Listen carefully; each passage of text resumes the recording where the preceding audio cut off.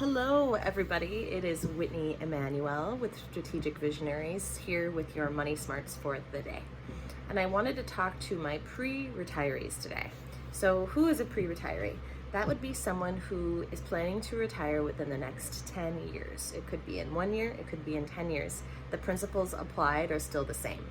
And I'm actually going to reference something that I've referenced before, which is the 3-bucket approach. You want to have your money split up in different ways in order to manage your risk, as you will soon be withdrawing from your portfolio.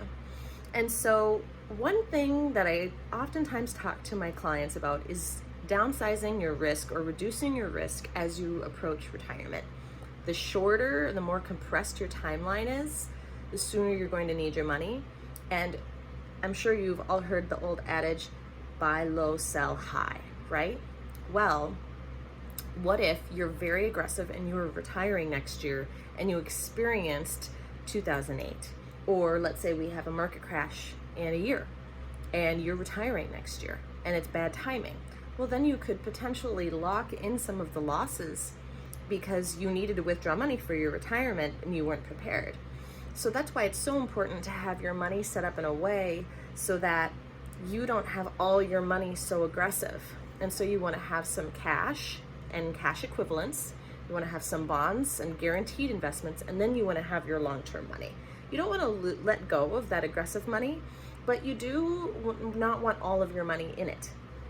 And so as you get set up for retirement, what I recommend is having between 6 to 24 months of expenses in your cash bucket.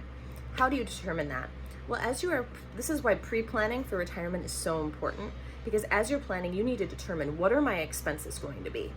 So let's say I am a soon-to-be retiree and I've done my budget for retirement. And let's say my mortgage is paid off, so I don't have to pay that, but I still have to pay property taxes.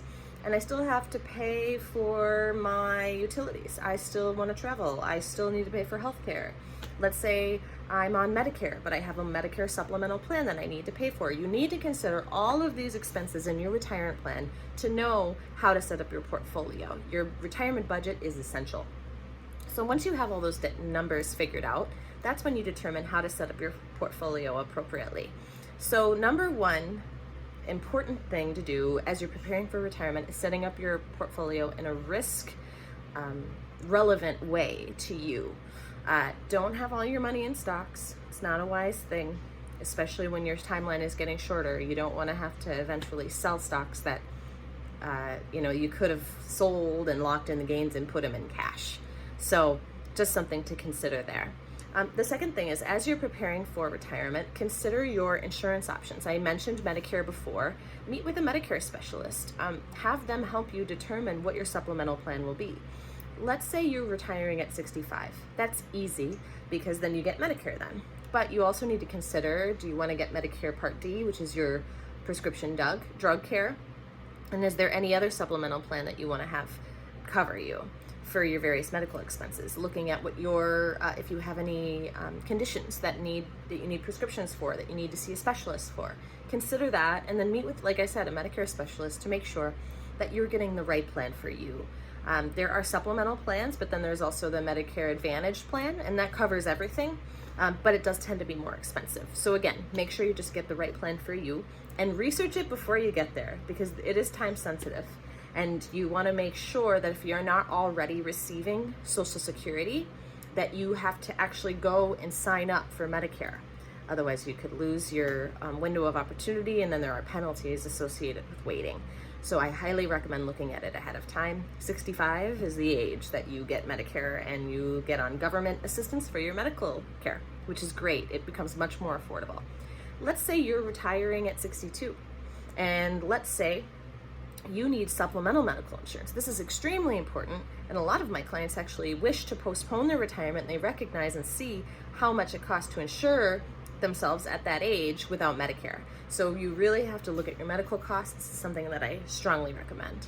Another thing is, what is your lifestyle going to be like? Do you plan to move? Do you plan to stay? And if you do plan to move, are you going to be near your children and your grandchildren if you have them? That's something to consider, because let's say you move to Florida I'm just choosing Florida because it's very, I know, typical, generic, but let's say you do. No income taxes, which people like, no state income taxes. Let's say you move there. But let's say your grandchildren are here. Your travel expenses might be higher than if you stayed here. And maybe you spend more on travel than you saved in taxes. So just something to consider when you're thinking about moving in retirement. So these are just a few of the items to consider when you're going to retire.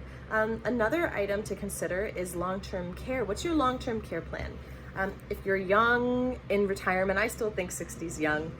So if you're young in retirement, you're probably not thinking about it. But once you're in your 80s, what is your plan for nursing home care? If you don't want to go to a nursing home, what about your stay-at-home plan? Have you talked to your children about this? Do you want them to help take care of you? Will they be able to? Will they have the financial foundation to be able to take off work to support you? Or do you plan to have a nurse come in? How will you pay for that? And that's what long-term care insurance is for.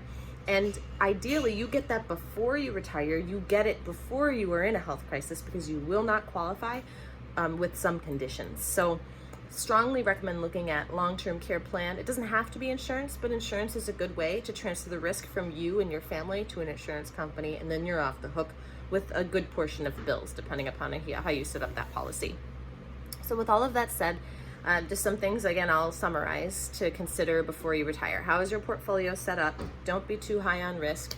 Number two, think about medical costs and medical coverage. And then thirdly, think about your long-term care plans. Again, those are just some of the highlights, and the discussion is a lot more involved, but just some things to consider before you get to retirement. Again, that's Whitney Emanuel with your Money Smarts for the day, and I hope you have a beautiful one. Thank you.